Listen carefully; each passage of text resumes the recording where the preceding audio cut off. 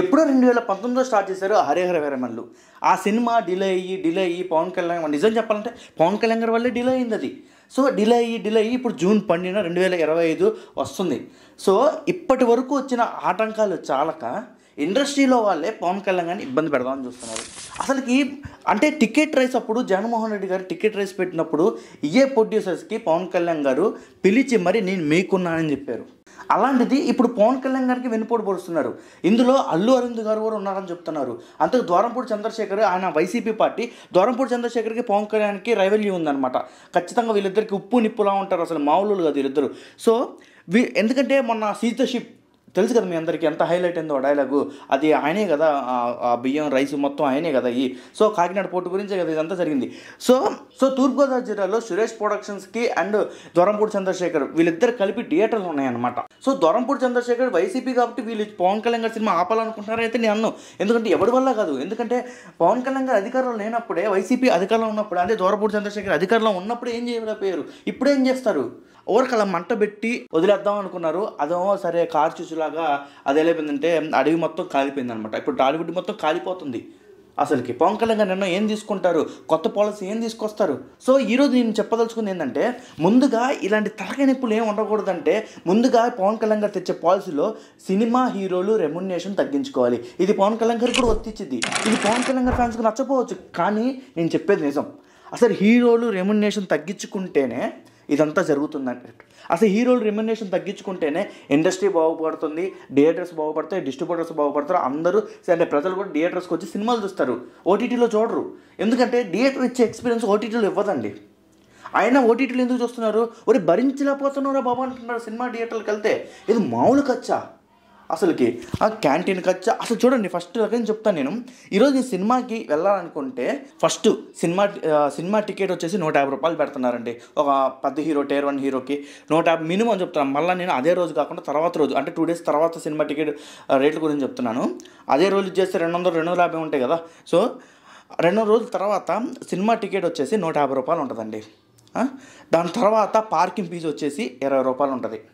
దాని తర్వాత క్యాంటీన్లో కనీసం 30 రూపాయలు థమ్సప్, లేకపోతే మొత్తం కలిపి ఒక 50 రూపాయలు వేసుకోండి. అప్పుడు ఎంత అవుతుంది చెప్పండి? 200 రూపాయలు అవుతుంది. నేను ఇంకా క్యాంటీన్ చాలా తక్కువ వేసాను, 35 రూపాయలు థమ్సప్ ఉంటుంది, ఇంకా ఎగ్ పఫ్ ఇవన్నీ 30 రూపాయలు ఇవన్నీ ఉంటాయి. సో నేను యావరేజ్గా వేసుకుంటే 200 రూపాయలు అవుతుంది. సో మళ్ళీ ఒక 20 రూపాయలు ఇంటి దగ్గర నుంచి ఇక్కడికి వచ్చినందుకు, అంటే 220 రూపాయలు అవుతుందండి. ఒక సినిమా చూస్తే, ఒక సాధారణ మనిషి సినిమా చూస్తే 220 రూపాయలు అవుతుంది. సరే ఓవరాల్గా 200 వేసుకోండి. ఇది నేను సెంటర్స్ గురించి చెప్తున్నాను. ఓవరాల్గా 200 వేసుకోండి. అంటే ఒక ఫ్యామిలీ వెళ్తే 4 వేసుకుంటే ఒక ఫ్యామిలీకి 800 రూపాయలు అవుతుంది. అంటే ఒక ఫ్యామిలీ 2.5 గంటలు ఆనందించడానికో లేకపోతే టైంపాస్ చేయడానికో 800 రూపాయలు ఖర్చు పెడుతున్నారు. అర్థం చేసుకోండి. ఈ 800 రూపాయలు ఖర్చు పెట్టే బదులు ఇంకొక 500 వేసుకుంటే ప్రైమ్ వస్తుంది కదా. ఎట్టా సినిమా రిలీజ్ అయినా 40 రోజుల తర్వాత ఓటీటీలోకి వస్తుంది.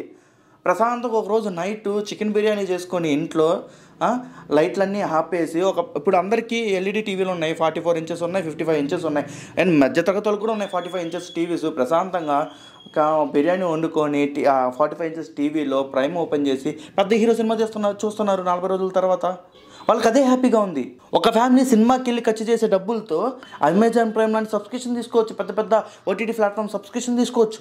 అందుకని ఏదో సినిమాలకి వెళ్ళట్లా, చేతులు బొట్టి ఫోన్లో రీల్స్ వచ్చిన దగ్గర నుంచి ఒక రీల్ చూసి ఒక 100 రీళ్ళు గంట అయిపోతుంది టైం. అక్కడ టైంపాస్ అయిపోతుంది జనాలకి. ఇంక థియేటర్లకి ఎందుకు వస్తారు? సినిమాలు ఎందుకు చూస్తారు? అందులో మనం అన్న మంచి సినిమాలు తెస్తున్నావా? సార్ డబ్బులు పెడదాం సినిమా బాగుంటే అనుకుంటే ఆ 800-1000 రూపాయలు ఖర్చు పెట్టి ఒక ఫ్యామిలీని తీసుకెళ్తే ఏమన్నా నవ్వు రాదు, ఏడుపు రాదు సినిమాల్లో. అసలు సినిమాలో స్టోరీ ఉండట్లేదు. అసలు ఎందుకు చేస్తున్నారా సినిమా అన్నట్టుంది. ఒరే బాబు ఎందుకురా బాబు అసలు ఇవన్నీ ఎందుకు? 4 ఓటీటీ సబ్స్క్రిప్షన్ తీసుకుంటే అయిపోయింది కదా. 4000 అయింది, మహా అయితే 5000 అయింది. ఏమైద్ది? ప్రశాంతంగా ఇంట్లో కూర్చొని చూసుకోవచ్చు, సంవత్సరం మొత్తం చూసుకోవచ్చు. ఎట్టైనా సినిమా రిలీజ్ అయిన 40 రోజుల తర్వాత ఓటీటీ ప్లాట్ఫామ్లో వస్తున్నాయి కదా. సో సినిమాలు థియేటర్లకి రావాలంటే ఏం చేయాలి? సినిమా టికెట్ల రేట్లు తగ్గియాలి. సినిమా టికెట్ల రేట్లు తగ్గియాలంటే కాస్ట్ ఆఫ్ ప్రొడక్షన్ ఎక్కువైపోతుంది. అంటే ఒక ప్రొడ్యూసర్ ఒక సినిమా తీయాలంటే, అల్లు అర్జున్ హీరోతో సినిమా తీయాలంటే 200 కోట్లు బడ్జెట్ పెట్టాల్సి వస్తుంది. సినిమా పూర్తయ్యేది 100 కోట్లతోనే, కానీ హీరో ఇంకో 100 కోట్లు ఎక్స్ట్రా తీసుకుంటున్నారు. అప్పుడు 200 కోట్లు అవుతుంది. సో అప్పుడు ఏం చేస్తున్నారు? జనాల మీద భారం వేస్తున్నారు. అప్పుడు ఇప్పుడు ఫర్ ఎగ్జాంపుల్ పెద్ద హీరోలు కూడా చూడండి, సంవత్సరానికి ఒక్క సినిమానే తీస్తున్నారు. ఆ సంవత్సరానికి ఒక్క సినిమా కూడా మీరు గమనించారో లేదో 4 నెలలు 5 నెలలు మాత్రం షూటింగ్లో ఉంటారు. మిగతా 4-5 నెలలు వాళ్ళు ఫారెన్ ట్రిప్పులు వేసుకుంటారు, ఫ్యామిలీతో ప్రశాంతంగా ఉంటారు. అంటే ఒక్క సినిమా తీస్తే 100 కోట్లు వస్తున్నాయి కదా. ఇక్కడ నాశనం అయ్యేది ప్రొడ్యూసర్లే. అండ్ ఇది ప్రొడ్యూసర్లే తీసుకొచ్చింది. సార్ మాతో ఒక సినిమా తీయండి సార్, మేము 100 కోట్ల రెమ్యునరేషన్ ఇస్తాం, ఆ ప్రొడక్షన్ 30 కోట్లు ఇస్తా అంటే, మీరు 40 కోట్లు ఇస్తా అంటే, మీరు ఇలా 50 కోట్లు ఇస్తా అంటే, 60 కోట్లు ఇస్తా అంటే, ఇలా పెంచుకుంటూ ప్రొడ్యూసర్సే అవకాశం ఇచ్చింది హీరోలకి.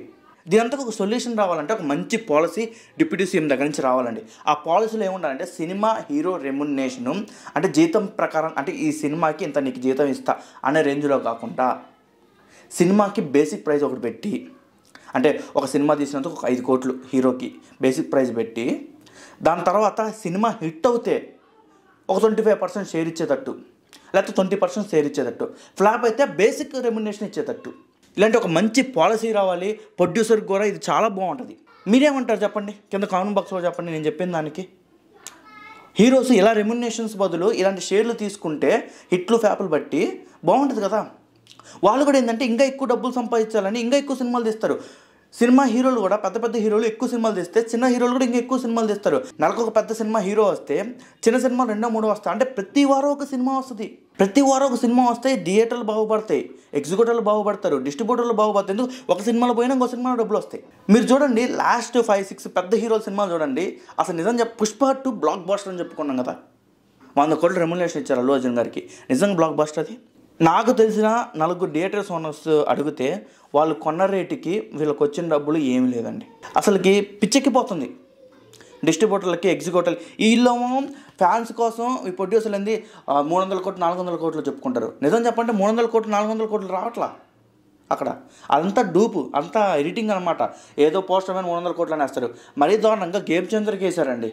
గేమ్ చేంజర్ ఫస్ట్ రోజు వెళ్తేనే నాకు చూడబుద్ది కాల. నాకు తెలిసి సంవత్సరానికి వచ్చి 230-240 సినిమాలు రిలీజ్ అవుతుంటే 500 సినిమాలు రిలీజ్ అవుతాయి.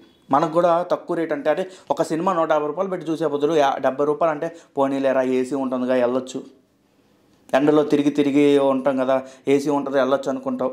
పోనీ ఫ్రెండ్స్తో 75 రూపాయలే కదరా వెళ్ళొచ్చురా ఏమైంది చెప్పు అనుకుంటావు. 150 రూపాయలు అంటే ఆలోచించండి ఒకసారి.